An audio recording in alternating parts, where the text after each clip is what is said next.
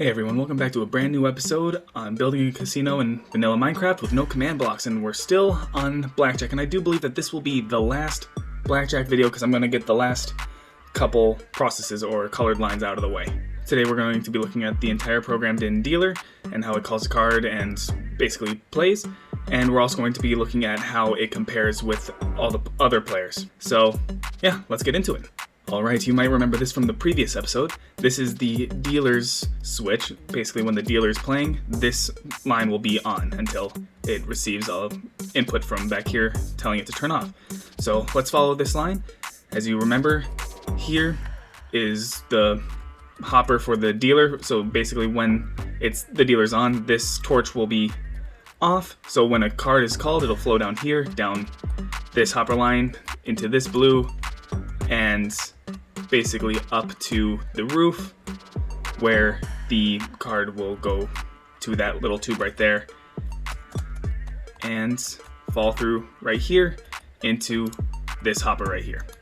And that's how you can see the dealer's hand. Now we're back to here. Actually, I want to show you that when the dealer calls his first card, it's through the orange. Remember how it only calls one single card and it goes to the purple, and that's how the dealer calls one card for its start.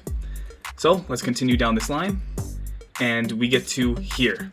As you can see, this red splits off into an orange, and it goes down to this torch right here. This torch is basically what's saying keep the dealer at one card only, and don't call another card until the dealers come back. Because as you know, everybody gets their 2 cards, the dealer gets 1 card, and then everybody plays through, and then the dealer finishes. So the dealer needs to stay with 1 card, and this entire system will keep calling cards until the dealer is finished.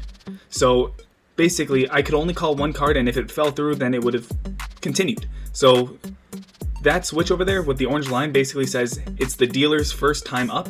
So when the dealer gets powered for the first time, that switch will turn off, turning on this torch, locking this hopper, so that when the dealer receives something through the binary decoder into here, when this is up, because the red line will be powering on these pistons and allowing signal to go through here.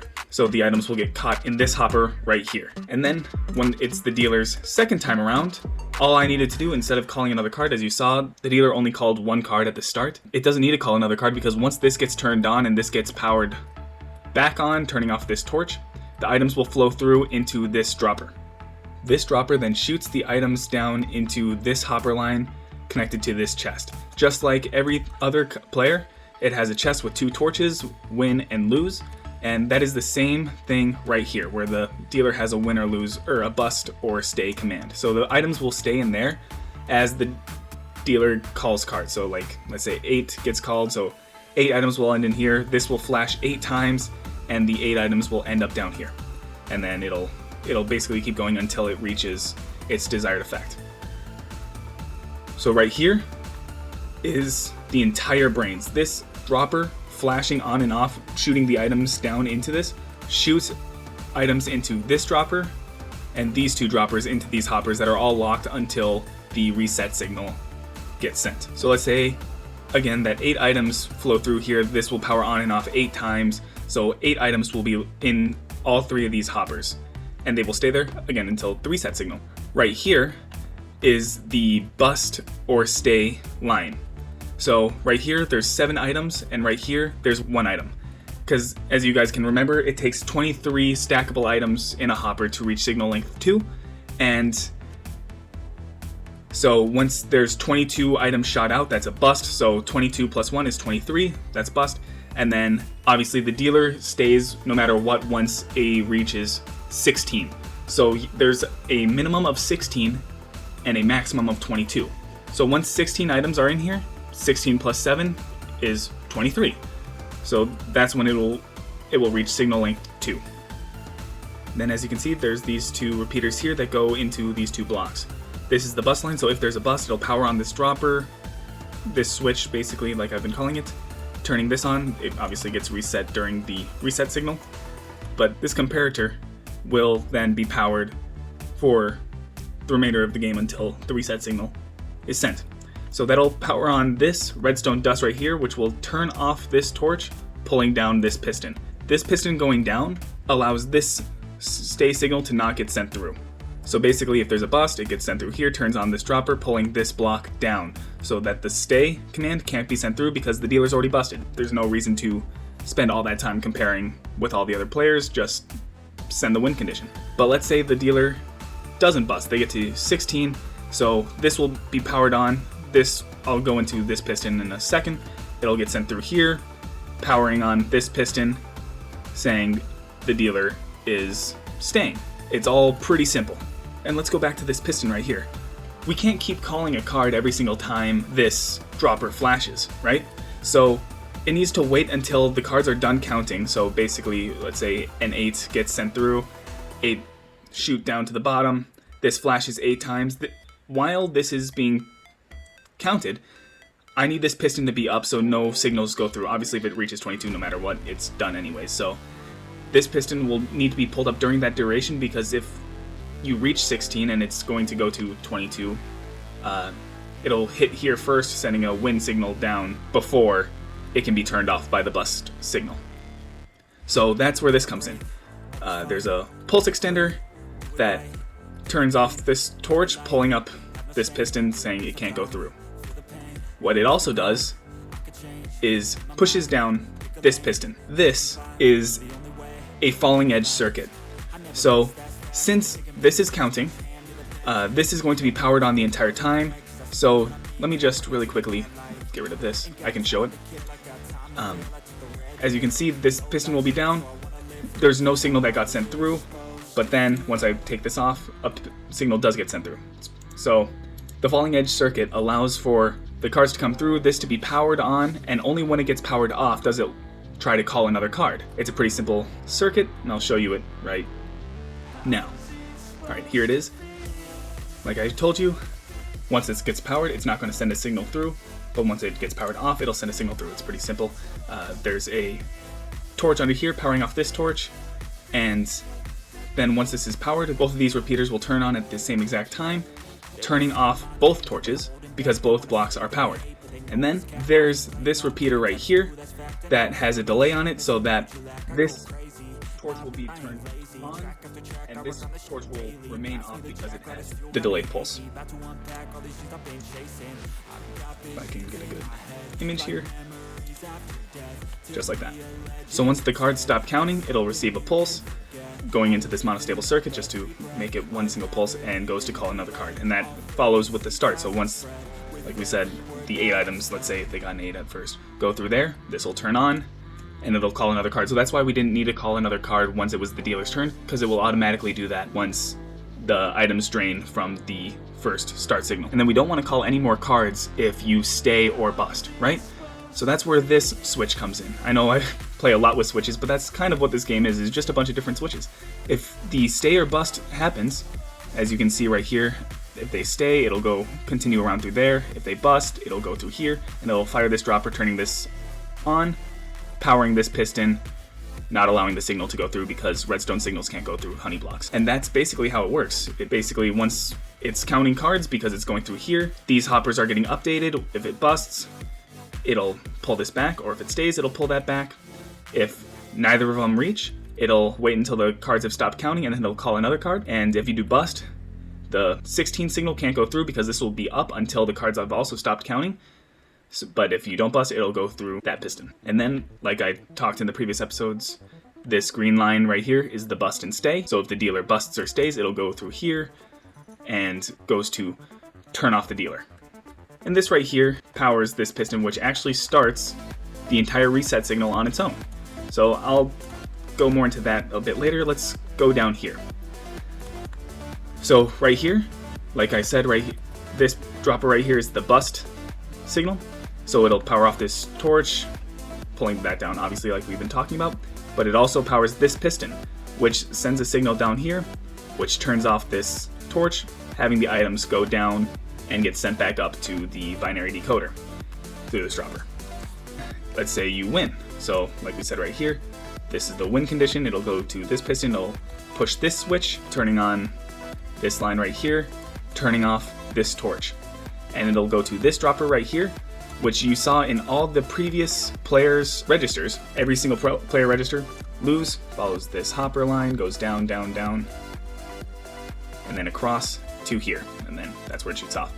But if you win, so this turns off, the items will flow down to this hopper right here, where the items will stay. So let's get some items. It'll go right there, and it'll stay there until this torch gets powered off, and we'll go into that a little bit more. But just like that, since the dealer is the final move, it doesn't need to stay there. It just needs to count because it's going to be compared against everybody else. So this dropper, let's say the dealer is able to stay. So let's say there's like 17 items. They all get dispensed into this hopper and sent back up to the decoder, but while it's dispensing, it starts counting. And that counting gets sent, so every single time an item gets sent through there, it'll send a pulse through this line right here, powering on these droppers for each individual player. So player 1, player 2, player 3, and player 4. So it can compare individually. So each one would say, like I said earlier, would have 17 cards if it flashed 17 times. And then it gets sent into this hopper and gets sent back up. And let's say the dealer busts. Like I said, it powers on that torch and it goes down, but you see this signal right here, it goes through here, powering this line right here once. Because if you stayed, then you're going to have more than 1 point in your register. Because let's say you were able to stay, then you would have an ace minimum and another ace as another minimum. So no matter what, you will have 2 or more points if you stayed. So that's why once this gets powered once, it's required for this line to compare you against the dealer. So if you bust, then you will have nothing in this hopper, so the dealer will win anyways, because you've already lost if you busted. That's kind of what makes Blackjack kind of unfair. But yeah, that's the entire dealer figured out. Every single one of these droppers right here is the dealer's score if they stayed, and if they busted, it'll have 1 in this hopper. Right there, because it'll flash once. And oh wait, I forgot the ace. The dealer's almost done. So as you know, the ace, a dealer must always go high for an ace unless the ace will cause them to bust. So as you can see, there's 12 items right here. Like I was talking about earlier, 23 items causes it to reach signal length 2. So if it reaches 10 items, that means ace still must be high, because 10 plus ace high would be 21. And then as soon as it reaches 11 items, it'll turn on this line right here, turning off this torch, pulling up this piston right here. So like I said, this line right here, in a previous episode, this line right here is the call an ace. There's obviously no player input when the dealer is choosing ace or high, so it only needs this one line. So if it's the dealer's turn, this piston will be down saying the dealer got an ace, and if the dealer has 10 items or less, or 10 points or less, like now, that piston will be down and it'll go through here calling ace high. But as soon as it reaches 11 items, it'll go through, and ace automatically, I think here's 1, no matter what, goes to 1 in the binary decoder. So that's the ace entirely figured out for the dealer. It's pretty simple. And obviously this hopper will drain with the reset signal. Alright, let's talk about how we determine who wins, the player or the dealer. So as you remember from the first episode since the demo, this right here is the bust line for a player. So if a player busts, this is a lose line. The green is the win-or-lose line. So for player 4, this lime green line is the player 4 bust line. And it goes through here, basically turning on this switch, turning off this torch, which is the lose. And then we also have to have a win for player 4. So let's talk about that. So completely disregarding this top line right here, let's talk about what happens if player 4 decided to stay. So as you remember, this flashes for the number of times shooting items into this dropper, and you will already have your items, if you had stayed, in this dropper, however many points you had gathered. I duplicated it down here so you can see it better. Here's that entire line.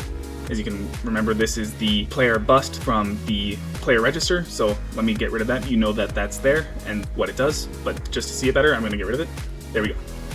So you'll already have your items in this hopper, and the dealer will have his items in his hopper based on how many times this dropper flashes. So let me get some items here.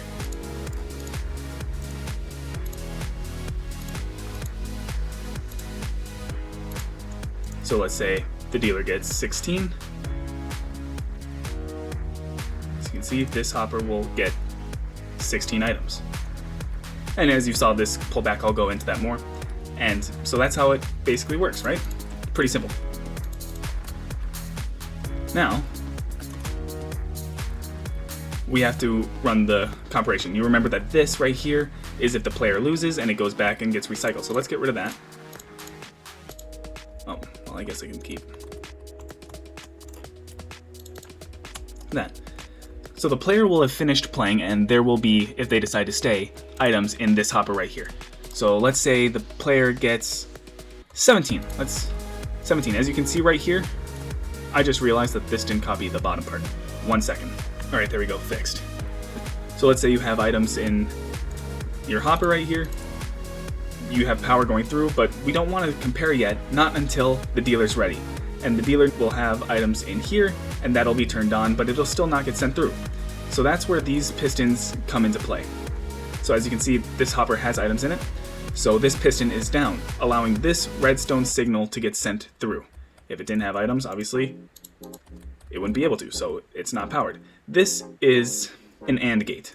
So in order for these pistons to go up, allowing signal to be sent through, both of these repeaters need to be powered. So that needs to have items and that hopper needs to have items, right? So let's say that this hopper does have items in it. Let's put 16 in there. Now all of a sudden, this can get sent through and it puts these pistons up.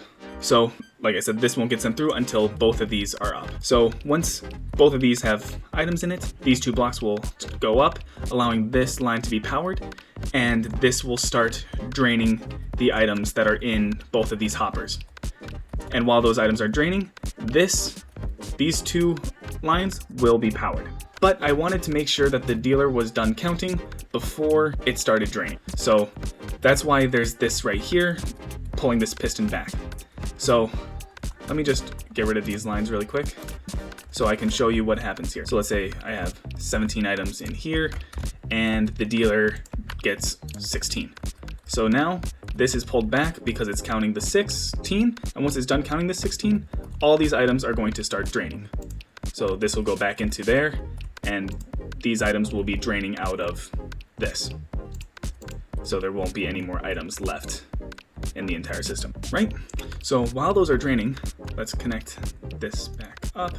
So while those are draining, these pistons will be extended. So this one will be up, so this signal can't go through to here, and this one will be down, so it can't go through to here, right? So no signal will be able to transfer through. I think I forgot a repeater while rebuilding this. So kind of like a falling edge circuit where nothing will be let through until one of these lines powers off. So let's say there were 17 items in that one, 16 items in that one. This will stay on for as long as it takes to drain those 17 items, and this will stay as long as needed to drain the 16 items. Since there's more items when it comes to 17, this one will stay on for one item longer than this one. So this torch will turn off because this line will power off because the 16 will be gone, pushing this piston back up, allowing this signal to travel through to this switch right here, going through here to the win condition, right? Follows the line, turns on switch powers right this line right here, this line goes down into the win. Let's say it was the other way around, where there were 16 items, so this piston will be pushed down when the items are draining, and let's say the dealer has more items than the player, this line will shut down first, pulling this piston up, allowing this line to be sent through, and just like with the player, sent to this switch and down to the lose condition.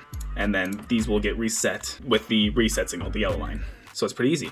If the player has less items, this line will power off before this line, pushing this up, allowing this signal to go through and be sent to the switch. The dealer has less items, this line will turn off first, pushing this piston back up, allowing this signal to be sent through. And if it's tied, two signals get sent through because both pistons push back out and push back at the same time. There's this delay right here, allowing a tie condition. So let's say you and the dealer both get 16. Both of these droppers will fire because of the delay. Both will be able to send a signal. Both droppers will fire, sending a win condition. This is another type of AND gate where if both of these are powered, then this torch will turn on, pushing these pistons out, not allowing the win condition or the lose condition to go through. But as you can see, it powers both the win and lose condition right here. And that's because, as you saw in the previous episode, the magenta line automatically doubled all the items that were in the storage right here. So if you put in 4 diamonds, 8 diamonds will end up here, and here's the win and lose. So as you saw with the 2 green lines at the end of the comparison, it goes to these 2 torches. If there's a tie, both of these torches will turn off, splitting the amount of diamonds in here in half. So 4 will go to the dealer, 4 will go back to the player. It was just a lot easier that way. So that's why this will power both the win and lose. It'll split the amount of diamonds that are in the storage in half. So you have player win, player lose, lose win, and then a tie powering both. Let's run it. Let's say the player has 17 items and the dealer gets 16. As you can see, it's now powered and the items are now draining out of the hoppers. Then since the player has more, this one will turn off first, allowing this to power through here, get sent through there, and the win condition is on. And same goes for the other direction. If I were to put, let's say, 16 items in here and 17 items in here, it'll go through, the AND gate's on, allowing the signal to go through, but then the player will turn off first, allowing this to remain down, but this will be pushed up, allowing a signal to go through there, and power the dealer wins line, turning on that switch, which will be powered off with the reset signal, and up to that, to the losers. Then last but not least, let's demonstrate a tie. 16 and 16. Obviously these are just arbitrary numbers. You can put anything in there and it'll work. So both pistons are going to retract at the same time, allowing the signal to be sent through, powering on both of these droppers, turning on the AND gate, powering both the win and lose before this line can be sent through. And that's how the dealer compares. Alright, to end how the win and lose lines work, as you saw right there, this goes all the way back to the player's bust, so this is a lose line, and it powers this switch, which while the players received a bust, this will be on until reset. But, like you saw right here, here's the dealer wins line, sent to this torch tower, which will also activate the switch, and also the tie line, which activates the same switch. Right down here is the player 1 line, and obviously that only has 2 inputs from the player 1 against the dealer's comparation and from the tie. So that'll activate, turning on this torch tower, there's the lose torch tower, and it'll turn these off accordingly. And then if the dealer wins, it'll go down this hopper line and back to the bank, and if the player wins, it'll go to the player's item stream that connects to the same item stream that the player receives their cards from, and up the item elevator. And that is the entire comparation done. And just because I forgot to explain it, this AND gate is the entire reason why I needed to send a single item from the dealer if they bust, right there, to the system, so that there would be an item in here for the AND gate to allow these pistons to be pushed up for comparation. That's the entire reason for that. Alright, we're going to get to the reset, which is going to be the last thing of this entire build. But really quickly, you remember that this right here is the bust. It sends an item into this switch, going over here and powering the B for bust. And the same way, there's a switch over here for the C, saying the dealer's gone on to compare, and it'll let the screen know, as you learned in the previous episode. So that's where those inputs are. And finally, as you know, there's this switch right here, which pulls us back, not allowing the dealer to get another card, but this has another line going back here, which is the stay bust line. As you remember, it powers this monostable circuit, so it can only be powered once and sent back through to turn off the dealer. But as you can see right here, this is where the yellow line starts for a reset. It'll go down here, down this line, through here, and into this switch, another switch to start all the switches. There was one problem where I was having that if you put in a lot of diamonds, it would just start resetting and these would turn off before all the items have drained from the chest. So there's this yellow line right here, basically a comparator coming out from each of the chests saying there's still diamonds in there, which powers this line right here. Obviously there are no diamonds, so this is powered, but if there were, this would be sent back. Once the diamonds are done draining, this will be pushed back forward, this switch's signal will pass through the block to the monostable circuit, so it sends one pulse up this item tower into an item timer with the same falling edge circuit that I showed you over there for the dealer, just because I wanted there to be a little bit of time between the players winning during a bust or a compilation. It just takes 10 seconds, because if the dealer busts, everything would get reset way too quickly and you wouldn't even see the B appear on the screen because all the computations would happen too fast.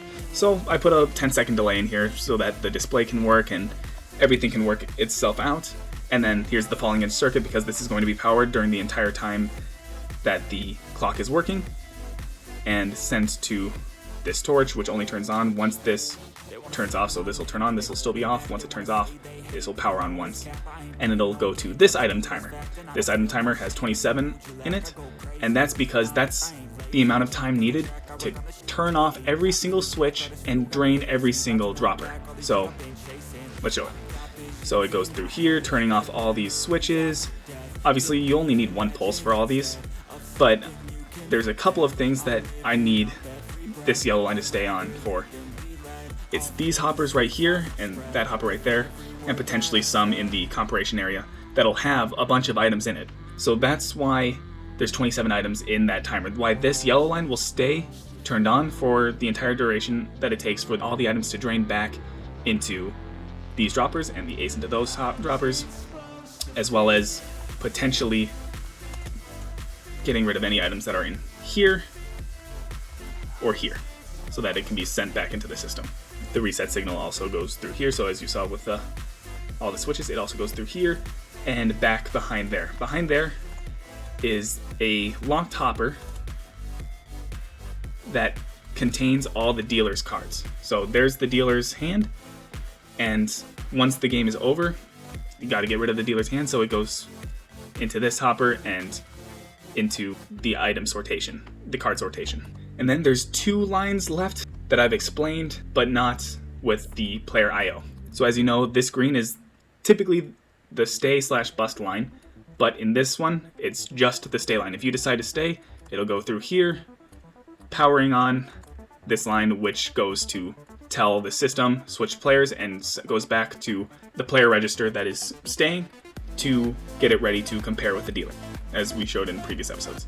And then the last player IO is this purple right here. As you know, the purple is call a card, and that goes to here and goes all the way to call a card. And that is done using these observers and those observers, which are connected to these note blocks. So if I hit these note blocks, the table is all hit, so it'll call a card, and these are all stay. There's a card return right here, so that if you miss the items draining out of the dealer's hands, you can always just toss your cards into here. And then there's ace high and start game. As you remember, the orange line is the start game. That's where the button is. This returns your cards, and this is the ace high. If it's your turn and you have an ace, you can press ace high. Here's another ace high, card return, and hard reset. As you can see right here, the hard reset automatically activates the reset signal, so you don't need to play an entire game through if there's an issue or bug that had happened while you were playing. And I think that is the entirety of Blackjack done. Maybe next episode I'll play a couple games, but that should do it for this episode. If you have any questions, feel free to put them in the comments, and I will try to explain it the best I can in the next video if you do have them. Otherwise, please like, share, and subscribe.